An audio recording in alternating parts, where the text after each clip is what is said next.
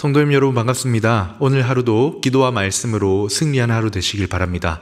샘물의 기도로 함께 기도하겠습니다. 우리의 삶에 아름다운 열매 맺기를 원하시는 하나님, 오늘 하루 나의 삶 속에서도 주께서 허락하시는 귀한 열매 맺게 하소서. 먼저 회개에 합당한 열매를 위해 기도합니다.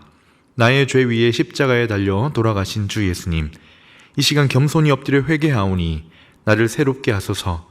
오늘 하루 살아가는 동안 모든 무거운 짐과 얽매이기 쉬운 죄를 벗어버리고 회개에 합당한 열매를 맺게 하소서. 거짓 없이 사람을 대하고 거칠애가 아닌 진실함으로 가정과 이웃을 사랑하게 하소서. 목장 안에서 불평 없이 서로 따뜻하게 대접하기를 힘쓰고 하나님의 여러 가지 은혜를 맡은 선한 청지기로서 서로 봉사하게 하소서. 이처럼 회개에 합당한 열매를 맺음으로 주를 향한 나의 마음을 삶으로 나타내게 하소서. 입술의 열매를 위해 기도합니다. 사람의 입에서 나오는 열매로 인하여 배부르게 된다고 말씀하신 하나님, 나의 입에서 나오는 말이 아름다운 열매 되어 우리에게 베푸신 이 하루를 풍성하게 살게 하소서. 직장과 사회에서 만나는 사람들과 대화할 때 그들을 세우고 격려함으로 입술의 열매를 풍성히 맺게 하소서. 이유 없이 사람을 험담하거나 비하하는 말 하지 않도록 성령께서 나의 혀를 통제하여 주셔서 내 입술로 주의 이름을 높이고 찬송하게 하소서. 빛의 열매를 위해 기도합니다. 빛의 열매는 모든 착함과 의로움과 진실함에 있다고 말씀하신 하나님, 오늘 하루 삶 속에서 빛의 열매를 맺게 하소서. 주의 선하심을 본받아 착한 행실로 이웃을 환대하고 그리스도의 의로움을 힘입어 오늘 하루 계획된 일들을 올곧게 처리하게 하소서. 이 땅에 빛으로 오신 주님, 오늘 하루 내가 만나는 모든 사람을 말과 혀로만 사랑하지 말고 행함과 진실함으로 사랑하게 하시어 빛의 열매 연글게 하소서. 영혼 구원의 열매를 위해 기도합니다. 믿음의 결국 곧 영혼의 구원을 받음이라 말씀하신 주님, 주를 향한 이 믿음으로 나의 영혼이 구원을 얻게 하소서. 여호와여 은총을 베푸사 사랑하는 가족들, 사랑하는 목장 식구들을 구원하소서. 오늘 하루 내가 성 이곳이 땅끝이라 여기고 만나는 이들에게 주의 복음을 전하여 사랑하는 내 주님께 영혼 구원의 열매를 올려드리게 하소서. 예수님의 이름으로 기도합니다. 아멘. 오늘 우리에게 주시는 하나님 말씀은 사무엘하 1장 1절에서 16절까지 말씀입니다. 사울이 죽은 후에 다윗이 아말렉 사람을 쳐 죽이고 돌아와 다윗이 시글락에서 이틀을 머물더니 사흘째 되던 날에 한 사람이 사울의 진영에서 나왔는데 그의 옷은 찢어졌고 머리에는 흙이 있더라. 그가 다윗에게 나와 땅에 엎드려 절하매 다윗이 그에게 묻되 너는 어디서 왔느냐 하니 대답하되 이스라엘 진영에서 도망하여 왔나이다 하니라. 다윗이 그에게 이르되 일이 어떻게 되었느냐 너는 내게 말하라. 그가 대답하되 군사가 전쟁 중에 도망하기도 하였고 무리 가운데에 엎드려져 죽은 자도 많았고 사울과 그의 아들 요나단도 죽었나이다 하는지라. 다윗이 자기에게 알리는 청년에게 묻되 사울과 그의 아들 요나단이 죽은 줄을 내가 어떻게 아느냐. 그에게 알리니 청년이 이르되 내가 우연히 길보아 산에 올라가 보니 사울이 자기 창에 기대고 병거와 기병은 그를 급히 따르는데 사울이 뒤로 돌아 나를 보고 부르시기로 내가 대답하되 내가 여기 있나이다 한즉 내게 이르되 너는 누구냐 하시기로 내가 그에게 대답하되 나는 아말렉 사람이니이다 한즉 또 내게 이르시되 내 목숨이 아직 내게 완전히 있으므로 내가 고통 중에 있나니 청하건대 너는 내 곁에 서서 나를 죽이라 하시기로 그가 엎드러진 후에는 살 수 없는 줄을 내가 알고 그의 곁에 서서 죽이고 그의 머리에 있는 왕관과 팔에 있는 고리를 벗겨서 내 주께로 가져왔나이다 하니라.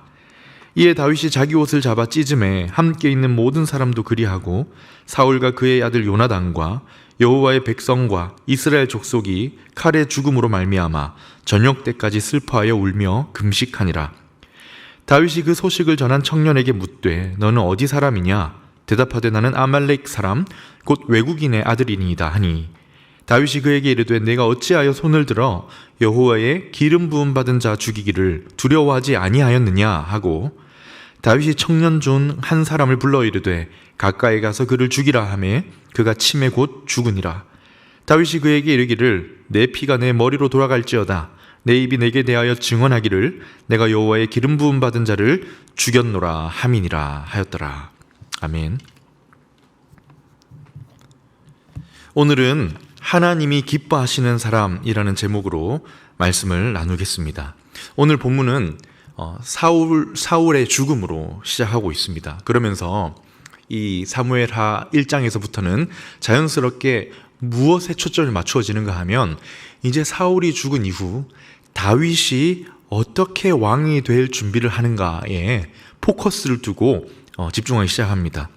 하나님이 과거에 기름 부으시고 내 마음에 합한 자라고 택하셨던 다윗이 왜 하나님의 마음에 합한 자였는가?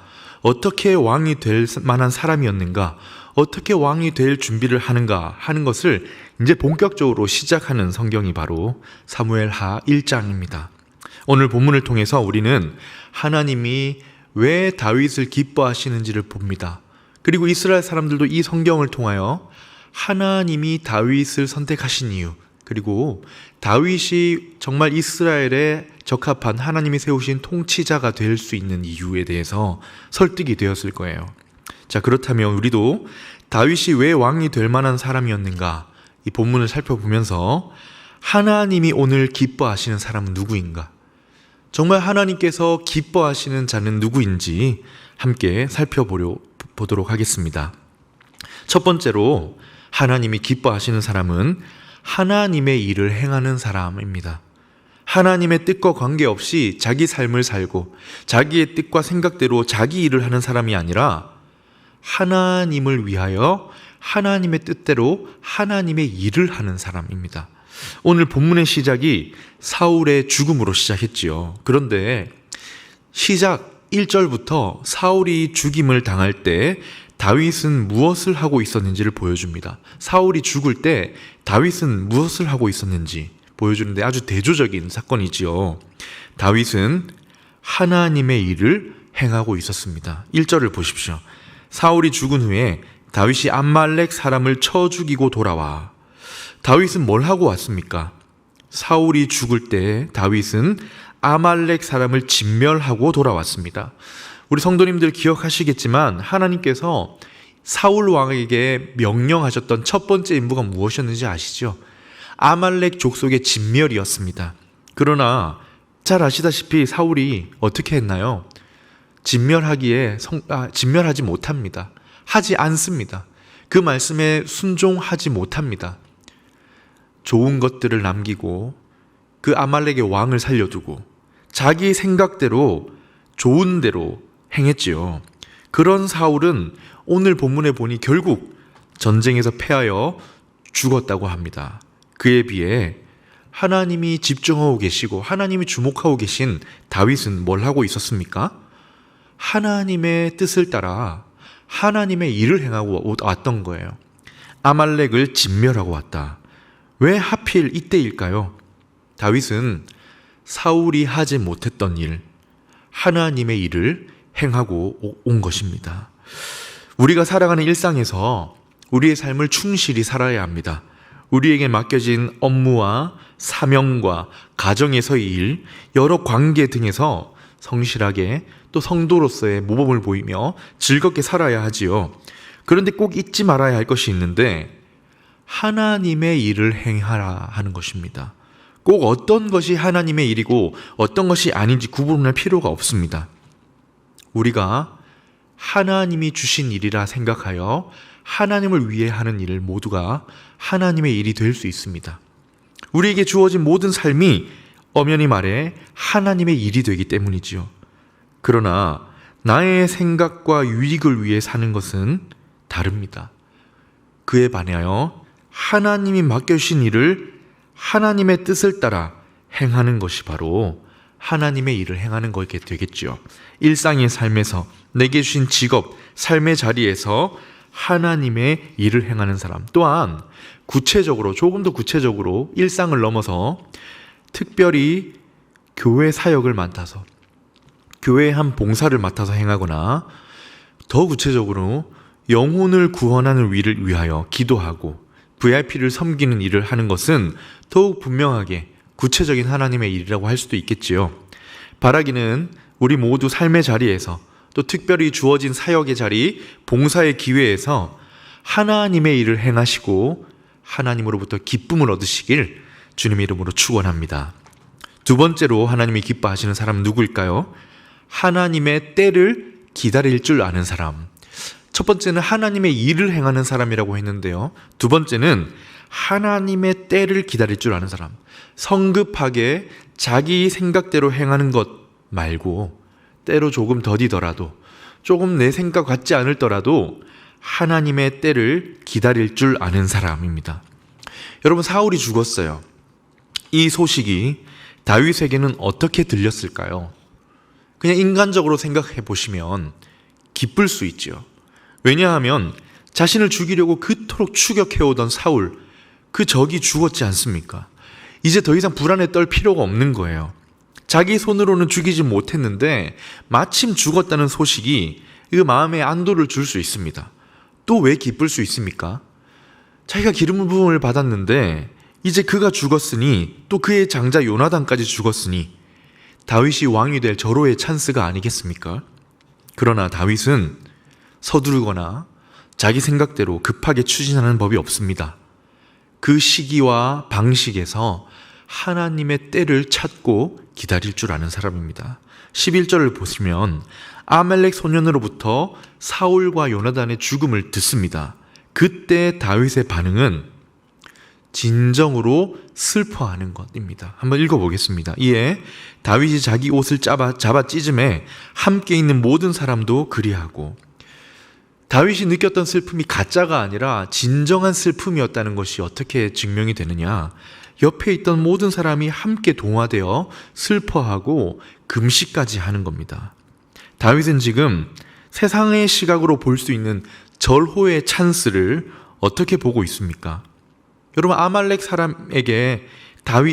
사람이 이 전해주는 소식을 전해준 아말렉 사람의 입장에서 다윗이 왕권을 잡을 절호의 찬스다 생각하고 왔는지 모르겠습니다. 세상 사람들에게는 이때가 하늘이 내린 기회가 될지 모르겠어요. 그러나 적어도 다윗에게는 아니었습니다. 이것은 다윗에게 기회가 아니라 슬퍼해야 될 때였던 거예요. 그의 슬픔은 진심이었습니다. 비록 그를 죽이려 했던 왕이었고, 그렇지만 하나님이 기름 부으신 이스라엘의 왕이 죽었다는 것에 마음을 다해 슬퍼할 수 있었고, 전쟁에서 패한 이스라엘을 향해 애도할 수 있는 사람, 그리고 가까운 친구 요나단이 죽었잖아요. 거기에 대한 슬픔을 마음껏 표현한 사람이 다윗입니다. 뭐 하는 거냐? 하나님의 때를 알고 기다리는 거예요. 성급하게 서두르는 것이 아니라 이 때가 아니라는 것을 알고 그저 슬퍼할 때에 마음을 다해 애도하는 것이죠. 사람의 때와 하나님의 때를 분별하는 거예요. 만약 여기서 다윗이 성급하게 절호의 찬스다 하면서 자기 유익을 위해 자기 방식으로 자기 뜻대로 추진했더라면 그가 왕이 되는데 큰 어려움이 있었을 것입니다. 아직까지 사울을 뒤따르는 많은 무리가 기득권을 놓지 않으려고 하기 때문입니다. 다윗은 성급하게 추진하지 않아요.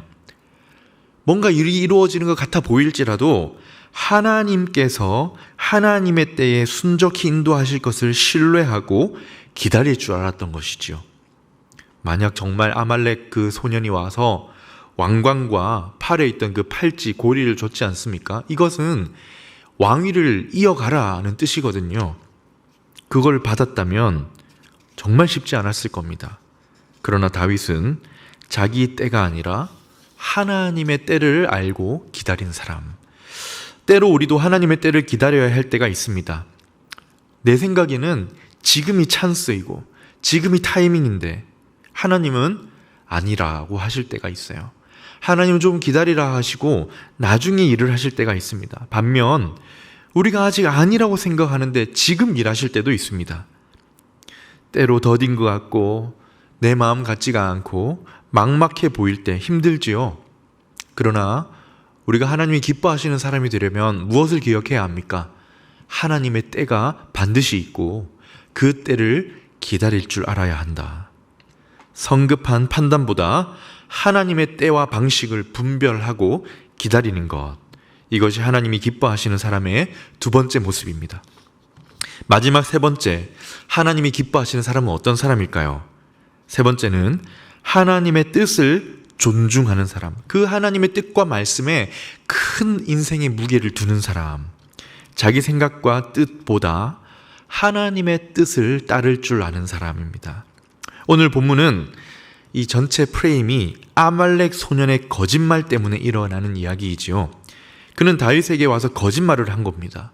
자기가 전쟁 중에 우연히 길보아 산에 올라갔는데 사울이 자기를 부르더니 죽여달라 했다는 거예요. 그래서 직접 자기 손으로 사울을 죽였고 왕관과 팔에 있는 고리를 가지고 지금 다윗에게 바친다는 겁니다. 거짓말이지요. 우리가 사무엘상을 읽어서 알지만 사울은 스스로 목숨을 끊은 겁니다. 그리고 6절에 보면, 오늘 본문 6절에 보면 병거와 기병이 지금 막 그 전쟁통에 사울을 따르고 있는데 이 소년이 단독적인 행동으로 왕을 죽이고 또 왕관과 그의 팔찌를 훔쳐서 달아났다는 것은 말이 되지 않습니다. 뿐만 아니라 아말렉을 진멸하라는 명령이 있었고 그러지 못해서 버림받을 정도의 큰 책망을 들었던 사울이 그 군대에 아말렉 소년을 포함시켰다는 것은 더더욱 불가능합니다. 다 거짓말이에요. 지금 이 소년은 다윗에게 포상을 받을 줄 알고 그렇게 거짓말을 하고 있는 것입니다. 그리고 결국은 다윗에게 처형을 당하지요. 그런데 자, 여기서 이 소년이 처형당하는 이유가 무엇입니까? 거짓말 때문이 아닙니다. 이 소년이 죽임을 당하는 이유는 거짓이든 참이든 그것보다 더 중요한 것은 그가 하나님이 기름 부으신 자를 죽였다는 말 때문입니다. 14절을 보십시오. 애도를 마친 다음 날 다윗이 말합니다.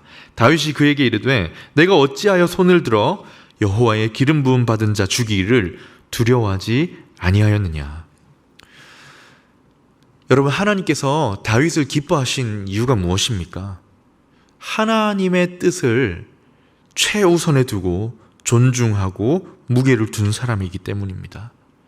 다른 사람들의 평가와 다른 사람들의 이야기와 세상의 이치와 흐름을 따르는 것이 아니라 가장 중요한 것에 하나님의 뜻을 두고 있었기 때문이죠. 하나님을 경외하고 두려워했기 때문입니다.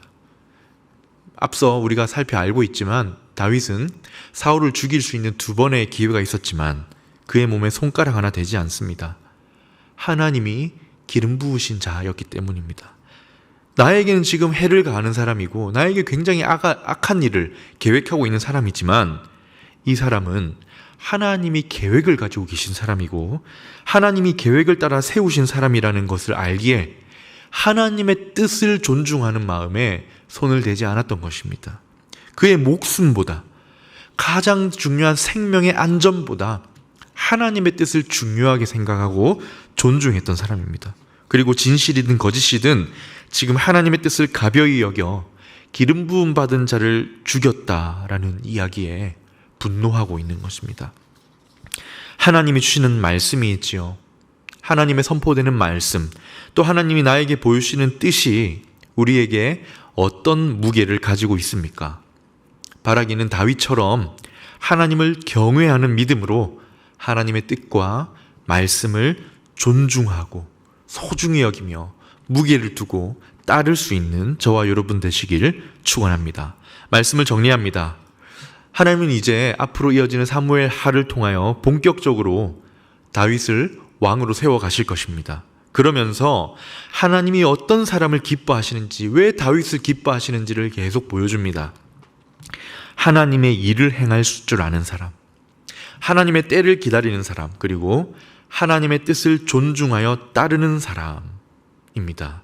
사랑하는 성도님 여러분, 정말 하나님이 기뻐하시는 사람이 되어서 하나님의 모든 관심과 은총과 사랑을 얻는 귀한 삶이 되시기를 주님의 이름으로 축원합니다. 아멘. 이 시간 함께 기도하겠습니다. 하나님이 기뻐하시는 사람이 되게 해 주시옵소서. 하나님의 일을 행하게 하시고 하나님의 때를 기다릴 줄 아는 사람이 되게 하시고 또한 하나님의 뜻을 존중하여 따르는 자 되게 하옵소서. 그리고 이 학기 시작하는 모든 사역을 위하여 이 사역을 통해 교회가 든든히 세워져 가기를 기도하신 후에 개인의 기도 제목으로 기도하도록 하겠습니다.